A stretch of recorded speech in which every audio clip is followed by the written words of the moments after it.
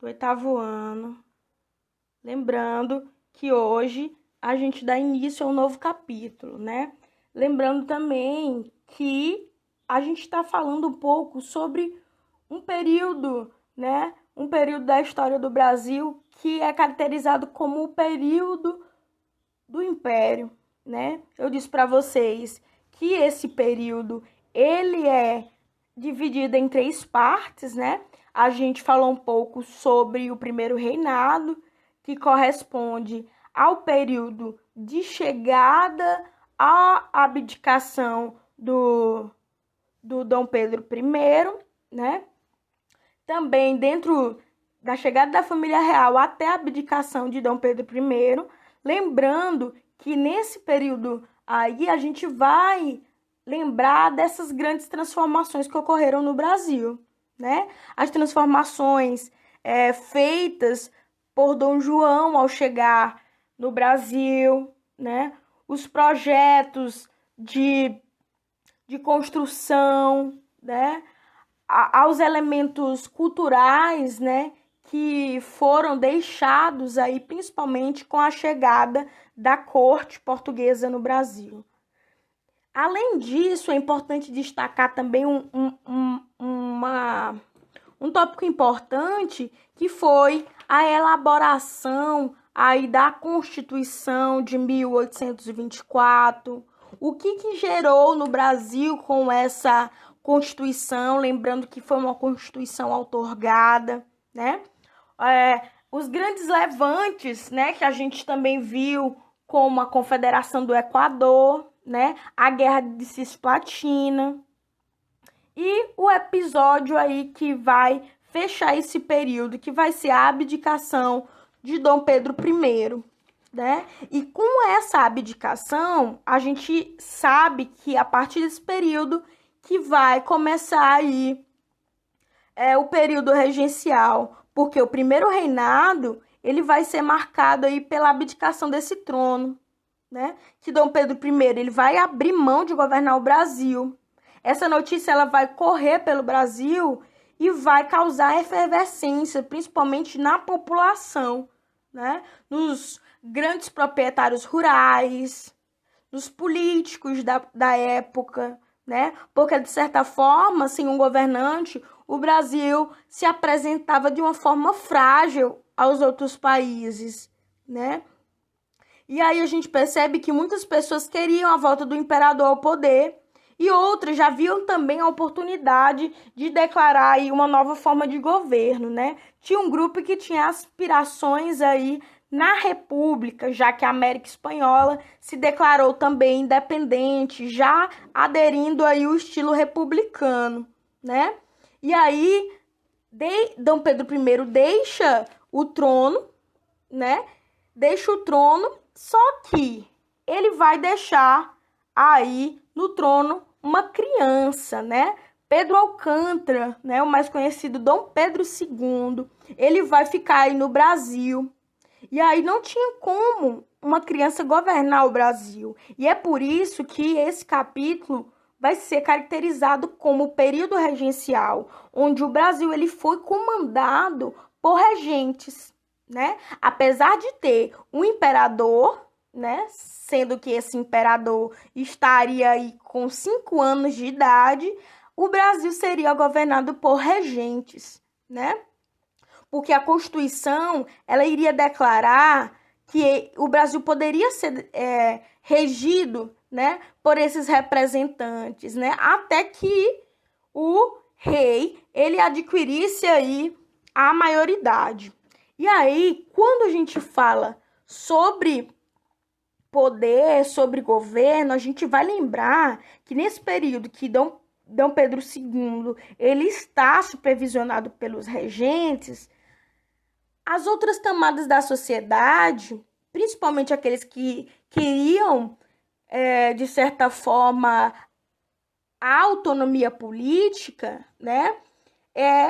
O que acontece? Eles vão continuar disputando pelo poder. Entre eles estavam 3 grupos, né? Que é importante que vocês percebam, que eram os restauradores, os liberais moderados e também os liberais exaltados. É interessante que vocês percebam isso também na página 306, né? Porque assim como tem essa tabela nesse vídeo, vocês também vão poder acompanhar ela no livro de vocês, na página 306.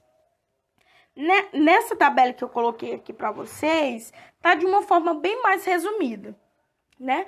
Mas a gente vai entender quem era que fazia parte de cada grupo, né? E quais eram os interesses desses grupos. A gente sabe que estavam aí disputando o poder, vendo a fragilidade do Brasil nesse momento. Os restauradores, que eram o quê? Que eles queriam a volta de Dom Pedro I,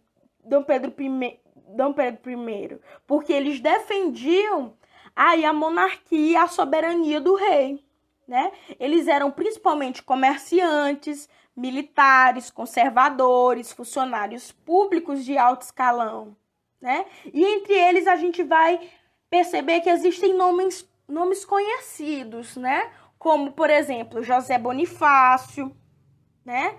Temos aí também Antônio Carlos de Andrada, né? E alguns aí que desejavam conservar o poder centralizado na figura do rei. Então, quando eles querem que o governo esteja voltado à figura do rei, a gente já sabe, eles são conservadores, né? E também defendem o absolutismo, né? Restauradores, temos aí os liberais exaltados, né? Que eram os pequenos proprietários rurais, a classe média urbana, os funcionários públicos, os religiosos, uma pequena parte dos militares, né? Que ele já apoiava a descentralização do poder, né? O que quer dizer isso? Eles queriam reformas políticas, eles defendiam a autonomia das províncias, né? Eles queriam também a criação de um Estado federalista, ou seja, eles queriam uma nova forma de governo. Eles aspiravam aí pelo governo republicano, né? E aí o que acontece? Além disso, eles também queriam o quê? Eles queriam, né, unidades estaduais autônomas, né? Por isso que eles vão defender aí uma forma com que o Estado fosse, né, um principal foco da política, né? Porém que esses outros estados, essas demais regiões do Brasil, elas fossem também, de uma certa forma, autônomas, tanto politicamente como economicamente. Entre os principais nomes dos liberais exaltados, temos aí o padre Antônio Diogo Feijó, né? Temos também Bernardo Pereira de Vasconcelos, né? Que se apresentavam aí como liberais exaltados. Já os liberais moderados, a gente vai ver que eram os grandes proprietários da aristocracia rural, a burguesia urbana, eram os regentes, era principalmente a camada política, né? Eles almejavam aí por uma unidade territorial, né? Eles ainda assim apoiavam o sistema monárquico, né? Defendiam a escravidão e a ordem social. Eles queriam também o aumento do poder das províncias. É interessante lembrar desses liberais moderados, né? Que eles vão se localizar aí nas principais cidades aí do Brasil, né? Onde tinha aí os principais ciclos econômicos. Temos aí São Paulo, Rio de Janeiro, Minas, né? O Nordeste do algodão, São Paulo aí do açúcar, Minas Gerais do ouro. Então eram os grandes proprietários, né? Era a aristocracia que estava aí defendendo os seus interesses na Assembleia Geral, que foi formada aí entre o período da regência. Outra coisa interessante é que o Brasil, como vivenciava aí um período realmente diferente, em que ele era governado principalmente por regentes, né? Esses regentes, eles estavam ali atônitos, né? Fazendo de tudo para que eles pudessem conseguir manobrar ali o governo brasileiro, sabendo que existiam 3 grupos, né, que disputavam pelo poder. E aí o que é que vai acontecer? Diante de diversas disputas políticas entre esses grupos, os regentes eles se resguardavam, né, principalmente a partir de acordos. Então, esses 3 grupos, eles conversavam, né, entre si com esses que estariam à frente do governo brasileiro, principalmente em relação às tomadas de decisão, né? E aí uma das principais tomadas de decisão foi ao que se refere às reformas constitucionais, né? Porque houve a necessidade de fazer algumas modificações na Constituição que foi outorgada por Dom Pedro I. E aí, algumas das modificações foram essas que vocês vejam aí na tela, que foi a suspensão do poder moderador. Então, eles começavam a discutir o fim desse poder moderador, né? Eles começavam a discutir o fim desse poder moderador, a criação de assembleias legislativas, né? A maior autonomia das províncias, né? As províncias que ali disputavam também pela autonomia e também algumas modificações em relação a regências. O que quer dizer isso, né? Porque antigamente as regências elas eram determinadas principalmente por 3 pessoas, né? Era governada por 3 pessoas. Só que com essa reforma, o império passou a ser governado por apenas um, que seria eleito em um voto secreto, né? E tinha um mandato aí de 4 anos.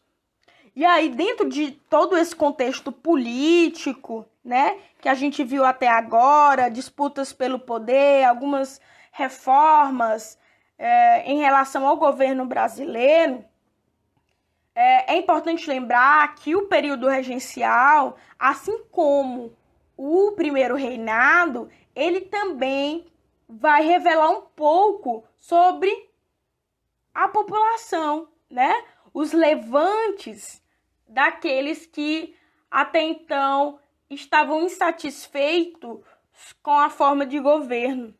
E aí, esses movimentos de contestação, é importante lembrar que eram formados principalmente por uma luta de melhores condições de vida. Eles queriam direitos, eles queriam o quê? Eles eram contra o autoritarismo do governo, né, dos governantes. Então, eram revoltas, eram lutas armadas, protestos, manifestações, né, e diversas estratégias aí, feitas pelas camadas populares, pelos militares também, até mesmo por escravos, né? A gente vai ver aí, temos aí nesse período regencial de 1831 a 1840, a cabanagem no Pará, a balaiada no Maranhão, a sabinada na Bahia, a revolta dos malês, né, que foi aí feita em Salvador, principalmente formada